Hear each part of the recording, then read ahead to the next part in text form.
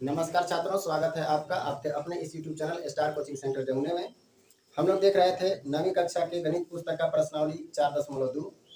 आज हम लोग देखने वाले हैं प्रश्नावली 4.2 का पहला नंबर प्रश्न। इसमें कहता है निम्नलिखित विकल्पों में कौन सा विकल्प सत्य है और क्यों। यानी विकल्प सत्य है या असत्य है, ये पहले पता करना है कि कौन सा विकल्प सत्य है। अगर सत्य है तो क्यों सत्य है, उसके बारे में बताना है।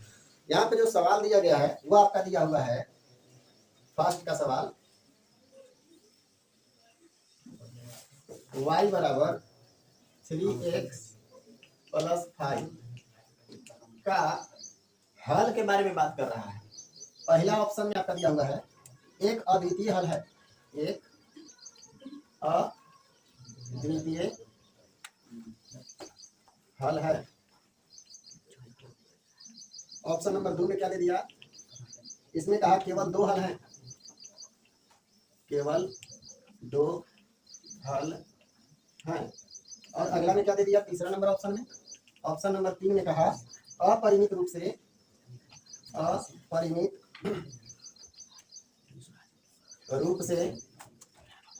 अनेक हल हैं। बात हो रहा है, अपरिमित रूप से अनेक हल हैं। ये हमारे पास समीकरण दिया हुआ है और समीकरण के आधार पर बताना है कि ये एक अद्वितीय हल होगा। इसका अद्वितीय हल का मतलब पहले समझना होगा।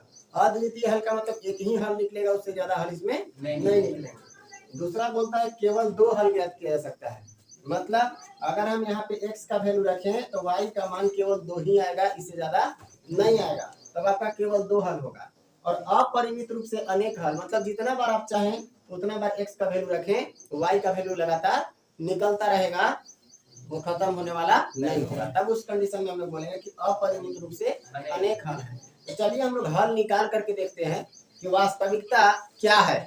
आखिर वो अद्वितीय हल देगा या केवल दो हल देगा या अपरिमित रूप से अनेक हल देगा। तो उसके लिए सबसे पहले हम यहाँ पे लेते हैं y बराबर 3x + 5 को, और इसका हम लोग मान सारणी निकालते हैं। मान सारणी निकालने के लिए हम लोग क्या करते हैं, एक टेबल बनाते हैं कि नहीं, और इसमें x और y लिखते हैं, लिखा जाता है। और इसके बाद 3 बॉक्स और बनाते हैं। आप ज्यादा भी बना सकते हैं लेकिन कम से कम 3 होना चाहिए। आगे बढ़ते हैं, अगर हम यहाँ पे x का वैल्यू अलग अलग रखते हैं तो y का वैल्यू भी अलग अलग मिलता है। कैसे, तो देखिए यदि हम y बराबर 3x + 5 ले लें और इस x के स्थान पर हम क्या रख दें 1, 3 × 1 प्लस कितना 5। अगर x के स्थान पे 1 रखते हैं तो 1 से 3 में गुना करेंगे, कितना हो जाएगा 3, और प्लस में 5 ऐड कर लेंगे तो क्या मिल जाएगा 8 मिलेगा कि नहीं। तो x के स्थान पे यदि हम 1 रखते हैं तो y का मान कितना आ गया 8। कोई दिक्कत है? अब यहाँ तो हम लोग रख करके समझाए, अब यहाँ डायरेक्ट रखेंगे और सीधा आंसर लाएंगे। कैसे, अगर हम इस x के स्थान पर -1 रख दे, कितना रख दे -1, तो -1 से 3 में गुना करेंगे, क्या हो जाएगा -3। यहाँ हो गया -3 और यहाँ है +5, तो घटेगा 5 में से 3 खर्च होगा तो कितना बचेगा 2, और चिन्ह बड़ा वाला का लगेगा यानी प्लस। कोई दिक्कत है? अब यहाँ पे जो बोला था कि एक अद्वितीय हल होगा, मतलब एक के अलावा कोई हल नहीं होगा, तो देखिए 2 हल निकल गया, पहला तो गलत हो गया। दूसरा बोला केवल 2 हल है, इस समीकरण का केवल 2 ही हल निकलेगा, तो 2 तो निकाल चुके हैं, और निकलेगा क्या, तो इसके जगह पर x के जगह पर अब की बार हम 3 रख के देखते हैं। 3 से जब 3 में गुना करेंगे तो 3 3 आए 9, और प्लस में 5 जोड़ना है तो 9 और 5 14। y का मान कितना आ गया 14 आया कि नहीं। तो क्या 2 ही हल निकला? नहीं 3 वो हो गया। और चाहे तो और निकाल सकते हैं कि नहीं। इसके बाद जितना भी आप चाहें उतना आप आसानी से निकाल सकते हैं। जैसे यहाँ पे 2 रख लीजिए, 5 रख दीजिए, 7 रख दीजिए, माइनस में कुछ रख दीजिए, ठीक है। हर बार y का मान आगे आता चला जाएगा। इसका मतलब अपरिमित रूप से अनेक हल होंगे। तो ऑप्शन नंबर तीसरा जो आपका है वो बिल्कुल सही उत्तर हो गया। क्लियर है? अब हम लोग इसके बाद देखेंगे दूसरा नंबर प्रश्न को। दूसरा में हमसे क्या कहता है उसको समझिए। दूसरा नंबर जो प्रश्न है उसमें कहता है निम्नलिखित समीकरणों में से प्रत्येक समीकरण के 4 हल लिखिए। जैसे यहाँ पे हम लोग कितना हल लिखे 3 हल लिखे ना। दूसरा जो सवाल है उसमें हमसे हर एक समीकरण का 4 हल लिखने के लिए बोल रहा है। तो चारों हल हम लोग लिख सकते हैं कि नहीं लिख सकते हैं? लिख सकते हैं। चलिए तो सबसे पहले सवाल को लिख लेते हैं, इसके बाद बनाना शुरू करते हैं। निम्नलिखित समीकरणों से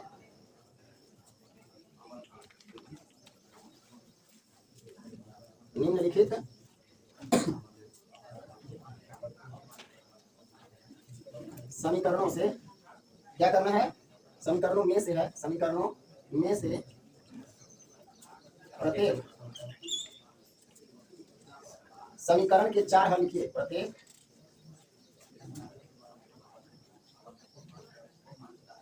समीकरण के 4 हल लिखिए। कोई समस्या है? अब चलिए इसका जो फर्स्ट नंबर प्रश्न है उसमें आपका दिया हुआ है 2x + y = 7, यही दिया हुआ है। ठीक है, पहला जो प्रश्न है उसमें ऐसा दिया हुआ है और आपको निकालना क्या है? x और y का मान। कई गो x और y का मान निकालना है? 4x और y का मान निकालना है। ठीक है, तो सबसे पहले जब इस कंडीशन में हम लोग पहुंचते हैं तो x या y दोनों में से किसी एक को फ्री किया जाता है, मतलब अलग किया जाता है। और वैसे संख्या को अलग कीजिएगा जिसमें गुणनांक न हो, वो अकेला हो। अगर नहीं है ऐसा कोई अकेला तब तो लाचारी हो जाएगा किसी को अलग करना। लेकिन अगर ऐसा कोई संख्या है जो अलग है पहले से, जैसे ये जो 4 संख्या आप देख रहे हैं x और y, उसमें y जो है उसका कोई गुणनांक नहीं है, इसी को अलग करेंगे और बाकी को इसको दूसरे साइड ले जाएंगे। ठीक है, तो यहाँ पे हम लोग लिख सकते हैं इसी को या करके, इसको किस रूप में लिखा जा सकता है? तो y = 7 - 2x। क्यों माइनस में 2x गया? क्योंकि ये बराबर के इस तरफ था, जब उस तरफ जाएगा तो चिन्ह बदल जाता है। क्लियर हो गया? अब y = 7 - 2x आ गया, तो x के स्थान पर वैल्यू पुट करेंगे तो y का मान निकलता चला जाएगा। कोई दिक्कत है किसी को? तब हम लोग अब क्या लिखेंगे? मान सारणी। क्या लिखेंगे? नीचे दिखाई दे रहा है ना, मान सारणी। जो वैल्यू हम लोग को मान निकालने के लिए कहा गया या हल करने के लिए कहा गया, वो हल को ही हम लोग क्या कहते हैं? मान सारणी कहते हैं। कितने हल निकालने हैं? 4 हल निकालने हैं। एक में x लिखेंगे, दूसरा वाला में y लिखेंगे। 1 2 3 4 हल लिखना है, चारों के लिए बॉक्स बना लीजिए। अब बात करते हैं यहाँ डायरेक्ट रख करके देख लीजिएगा। यहाँ पे अगर हम 1 रखते हैं तो 1 से जब 2 में गुना करेंगे तो 2 हो जाएगा, यानी 1 से 2 में गुना करेंगे तो 2 होगा। और जब 7 में से 2 को घटाएंगे तो कितना मिलेगा? 5। तो x के स्थान पर यदि हम कितना रख दें? 1 रख दें तो y का मान कितना आ गया? 5 आया। तो यहाँ पे हम लोग क्या लिख लेंगे? 5। कोई दिक्कत है? नहीं। यानी अगर हमसे कोई इसका हल पूछ रहा है तो इसको हम क्या लिख सकते हैं? 1 5 ऐसे करके। x वाला को 1 बोलते हैं और y वाला को क्या बोलते हैं? 5। हो गया कि नहीं? 1 5। तो मतलब उत्तर में आपको ऐसा दिया हुआ हो या फिर मान सारणी के रूप में दिया हुआ हो, कोई समस्या नहीं है। दिखाई तो दे रहा है ना? आगे चलिए, अगर हम यहाँ 2 रख देते हैं, x के स्थान पर कितना रखते हैं? 2, तो 2 दूनी की 4 और 7 में से 4 को खर्च करना पड़ेगा क्योंकि बीच में माइनस है। तो 7 में से 4 खर्च करेंगे, बचेगा कितना? 3। तो ये आपका 3 हो गया। x के जगह पे 2 रखे तो y का मान कितना आ गया? 3। अगर इसी को हम कोष्ठ के या फिर निर्देशांक के रूप में लिखना चाहें तो क्या लिख सकते हैं? 2, 3 लिख सकते हैं कि नहीं? तो ये भी हल है, ये भी हल है, ये भी हल है और ये भी हल। जैसे चाहे वैसे लिख सकते हैं, कोई आपत्ति नहीं है। आगे चलते हैं। अगर हम यहाँ 3 रखना चाहें x के स्थान पर तो 3 दूनी की कितना हो जाएगा? 6 और 7 में से 6 खर्च करेंगे तो कितना? 1। यहाँ पे क्या लिख देंगे? 1। और इसका जब निर्देशांक लिखना होगा तो 3 और 1 लिखा जा सकता है क्या? चलिए आगे बढ़ते हैं। अगर हम आगे की बात करें किसके बारे में? अगला, तो यहाँ पे हम कितना रख सकते हैं? 4 भी रख सकते थे, 5 भी रख सकते हैं, माइनस में भी कुछ रख सकते हैं। तो क्या रखा जाए? आप ही लोग एक आध नंबर बताइए। माइनस में कितना रख दें?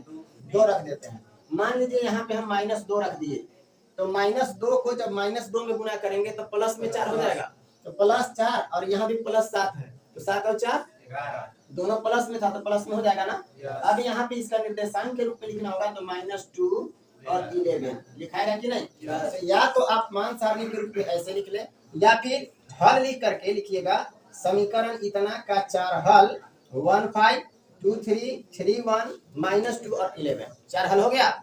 यही आपका आंसर है। आप जैसे चाहें वैसे लिख सकते हैं, कोई आपत्ति नहीं है। कभी कभी ऐसा होता है कि कोई कोई बुक में या फिर कोई टीचर आपको बताएंगे कि इसमें बारी बारी से यहाँ पे रखने के बाद लिखेंगे x में या x बराबर 2 लेने पर, x बराबर 3 लेने पर, x बराबर 5 लेने पर और ले करके तो y का वैल्यू निकालेंगे और x y का हल निकालेंगे। ठीक है, अब हमको अगर ऐसे आता है शॉर्ट में तो लंबा लिखने का कोई जरूरत नहीं है। समझ में आया? क्योंकि अब तो शॉर्ट का जमाना आ गया है। चलिए, ये आपका पहला सवाल का हो गया। ठीक है, दूसरा का जो फर्स्ट नंबर सवाल था उसका हम लोग हल किए।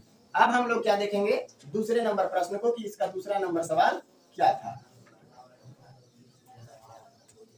चलिए, दूसरा नंबर प्रश्न में इसने बोला पाई x प्लस वाई बराबर में 9 दिया हुआ है, यही है ना। अब एक बात बताते हैं, ये जो पाई दिया हुआ है ना उसका वैल्यू नहीं है तो पाई को पाई ही रहने देंगे, कोई समस्या है किसी को? अब हम लोग इसको हल कैसे करेंगे उसके बारे में बात करें। तो ये दोनों में किसको अलग किया जाए? अलग करने के लिए हम पाई एक्स को अलग करें या वाई को? अभी हम पहले आपको बताए, जब फर्स्ट सवाल में बता रहे थे उसमें आपको बताया गया कि जिसका गुणांक नहीं है उसको अलग कीजिएगा और नहीं तो जिसका गुणांक है उससे फिर आपको भाग करना होगा तो समस्या हो जाएगा। इससे अच्छा है कि हम लिख सकते हैं या करके y बराबर क्या हो जाएगा 9, इधर प्लस में पाई एक्स, उधर जाएगा तो माइनस में पाई एक्स हो जाएगा। कोई दिक्कत? अब हमको क्या निकालना पड़ता है? मान सारणी। तो लिखेंगे मान सारणी।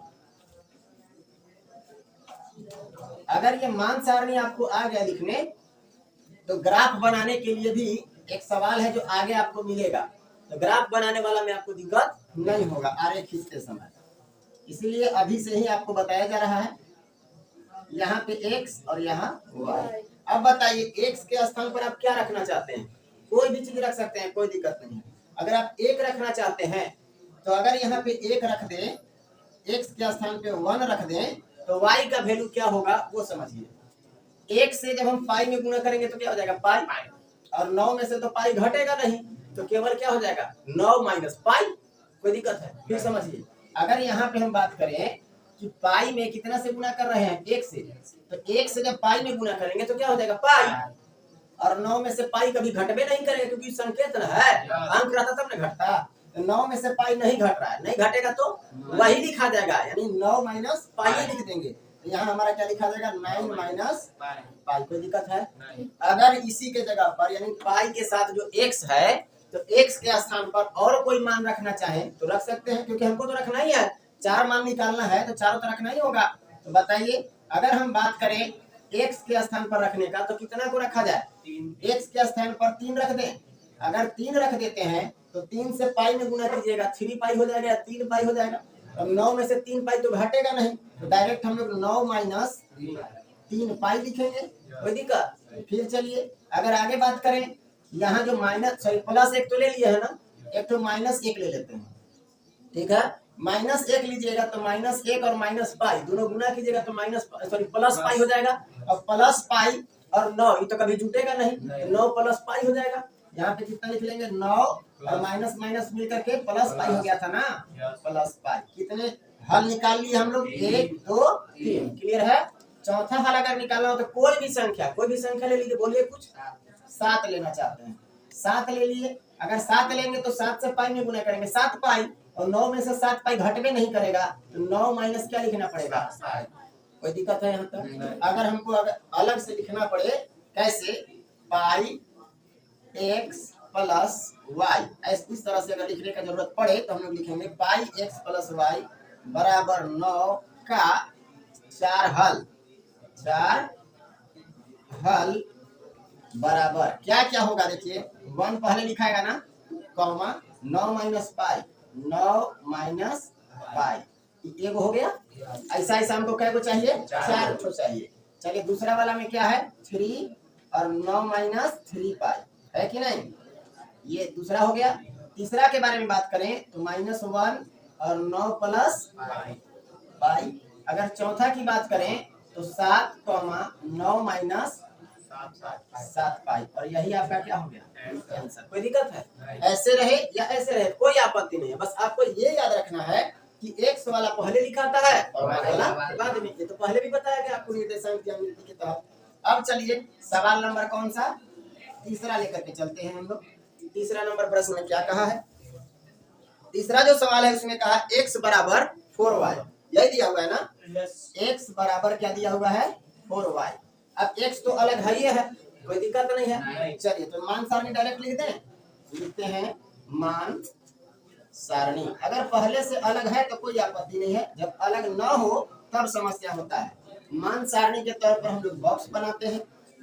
कितना बॉक्स बनाएंगे 5, क्योंकि x और y भी तो एक घर को रख लेता है, एक घर को x y 2 3 5 हो गया ना। 4 घर किसके लिए, उसके मान के लिए।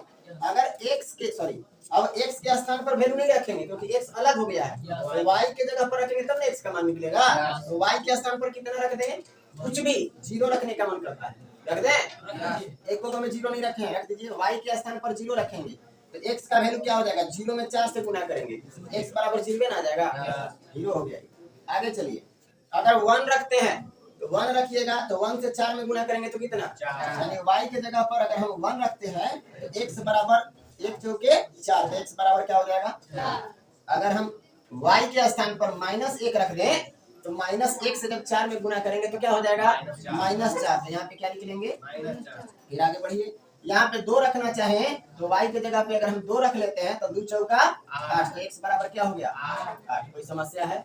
आगे चलिए, अंतिम में हम लोग लिख लेते हैं इसीलिए करके, इसीलिए x बराबर 4y के 4 हल बराबर क्या क्या होगा, 0 0 ना, 0 0 पहला, दूसरा नंबर में क्या होगा 4 1,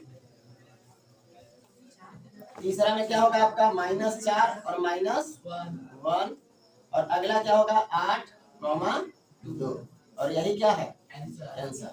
उम्मीद है समझ में आया होगा। यदि समझ में आया हो तो चैनल को लाइक करें, शेयर करें, और फर्स्ट बार देख रहे हैं तो सब्सक्राइब करें, क्योंकि इसी तरह का वीडियो आपको इस चैनल पर लगातार मिलता रहेगा। साथ ही साथ जब आप सब्सक्राइब करेंगे तो जब हम वीडियो अपलोड करेंगे तो सबसे पहले आपके पास नोटिफिकेशन पहुंचेगा और आप वीडियो को आसानी से जल्द देख पाएंगे। धन्यवाद।